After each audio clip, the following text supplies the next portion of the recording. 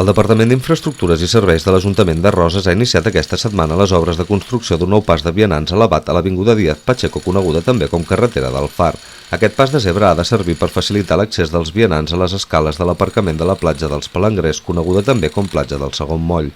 Fins ara, les persones que transitaven per la vorera de les cases només podien creuar la via pels passos de vianants que hi ha a l'entrada de l'aparcament de la platja i davant del supermercat, que dona directe a les escales que porten a peu de sorra. El consistori s'ha trobat que en temporada de bany hi ha moltes persones que creuen el vial per aquest punt per accedir a la platja per les escales de l'aparcament i perquè ho puguin fer amb tota seguretat ha decidit construir el nou pas de vianants. I el motiu per fer-lo elevat respon a les peticions dels veïns de la zona d'instal·lar algun element que redueixi la velocitat del trànsit rodat. La banda reductora de color vermell instal·lada entre la rotonda del moll pesquer i l'aparcament d'aquesta platja i el pas elevat que hi ha just davant del supermercat no són suficients.